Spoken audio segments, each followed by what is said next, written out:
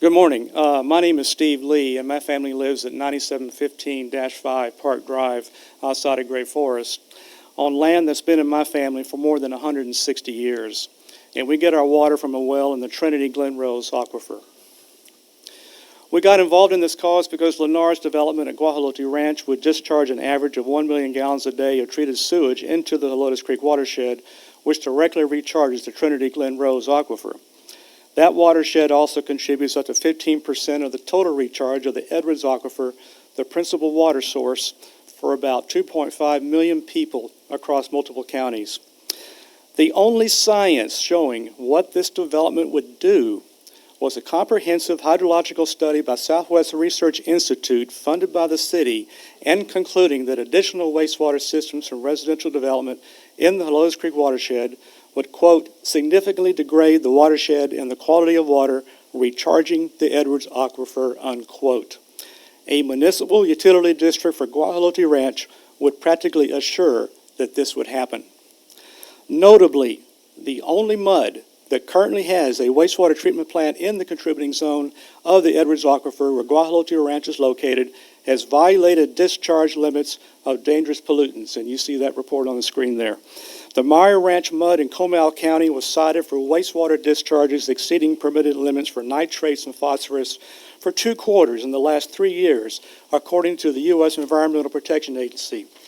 Lennar tells you that their wastewater plant will be advanced, but 3 of the 4 most advanced plants currently operating in the area contributing zone, and half of all the plants that they showed you on that map a while ago, have been out of compliance during the past 3 years, all according to the EPA data. But there's even more to the story, as you'll learn from other speakers here today, including a director of the only other mud in Bexar County, mud number 1, at San Antonio Ranch, who opposes Lennar's mud number 2.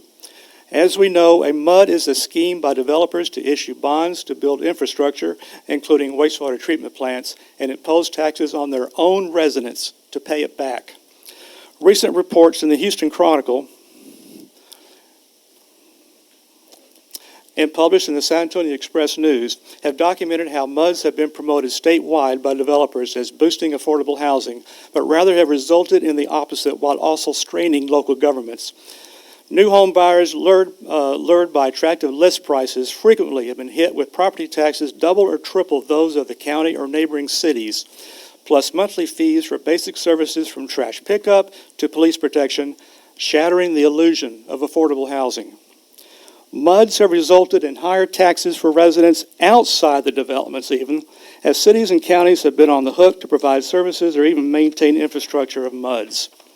Those costs often fall on all existing taxpayers and property owners, all of us, to expand roads, staff police departments, and provide city services, or provide other services. Moreover, MUDs often function like invisible or permanent local governments, but without the same level of upkeep and services and without the same accountability. And you, the local government, would lose control. Essentially, developers with deep pockets can just walk away, leaving unsuspecting home buyers and local governments holding the bag. Don't become one of those governments. Please, and respectfully, we ask that you reject this MUD. The next presenters will further document all this and more on environmental impacts tied to the land development, as well as traffic circulation and connectivity, drainage, flooding, and stormwater management, infrastructure adequacy, consistency with the master code or adopted area plans, and compliance with the Unified Development Code. Again, thank you for your time, and thank you for listening.